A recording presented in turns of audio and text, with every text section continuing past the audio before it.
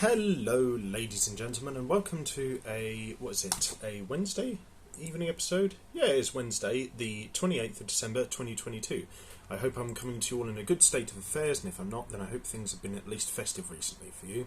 Now, we're going to be taking a look at a beer that my brother and his wife got me recently, and this is Lebkuchen Stout by Elusive Brewing.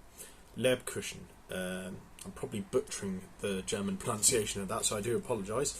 But it says on the back here, Elusive Brewing creates beers with one eye on tradition and the other on taking things to do the next level. Insert coin to play. This festive stout is inspired by the ingredients of traditional German Christmas cookies. Ooh, that does sound good. Phil would be right over this, I tell you that much. A smooth and silky base carries notes of honey, cinnamon, ginger and nutmeg. Serve in your favourite glass and enjoy cool but not cold. So I'm getting the impression that you either enjoy this at room temperature or just a bit above like what the temperature in a fridge is, which is about right with a lot of stouts, I think, so that's probably good advice, to be honest. The alcohol percentage for this, by the way, is 5%, so it's not going to knock your socks off, so to speak. Obviously, if you do have a lot of these, then it probably will, but you know what I mean. Now, I do know I said no more videos for the rest of 2022 until maybe like, you know, a week or so into 2023 at least. Obviously, I'm breaking that rule almost immediately, so this isn't the last episode of 2022 or by extension Season 3 of Ted's Brew Cellar, but this will be probably one of the last, you know, 2 or 3 episodes I release in 2022, that's for sure. Like that implies, though, I'm not going to stop doing the show. I'm still going to be doing it throughout 2023 when Season 4 starts, and that's probably going to be in the first or second weeks of January, I would say. So, on to the show. Now, we're going to have a look at this one here, and I was doing some errands for my brother and his wife recently, and they got me these partly as a Christmas gift, but also to say thanks for helping out. So, very much thank you to them, and I love you both. Now, I will say I really like the design of the can. This is easily a 10 out of 10. It's got a little bit of pixel art, kind of that you can equate to, you know, some memories of playing, like, you know, 16 and 32-bit video games on, like, the NES and all those good bits and bobs. So, yeah, it's got a very warm, welcoming, nostalgic label. So, solid stuff. Give that a good 10 out of 10. Now, let's pour it into the older Titanic Brewery glass. I should go back to that museum again with Philip.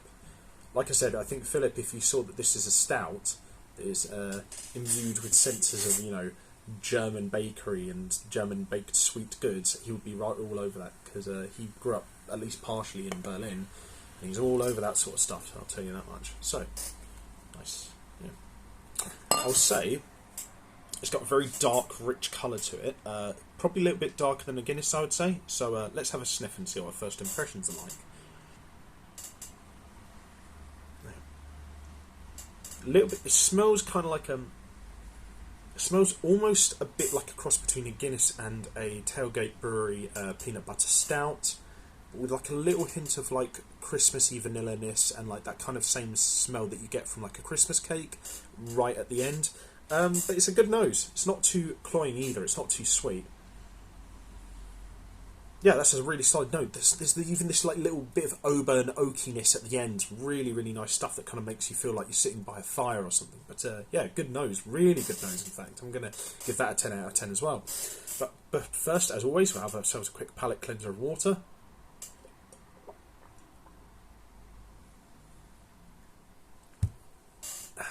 And then on to the most important part of the video, which is to see what this sucker tastes like. So to everyone at home, bottoms up.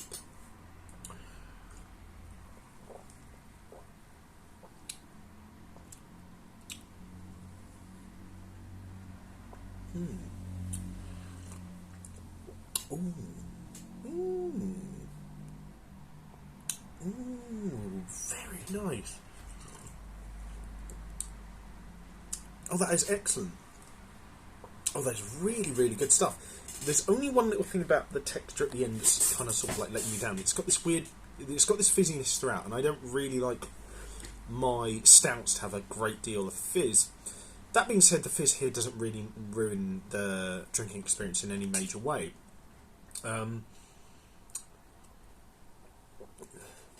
The through line is also a tiny bit weak, but its flavour is still really good.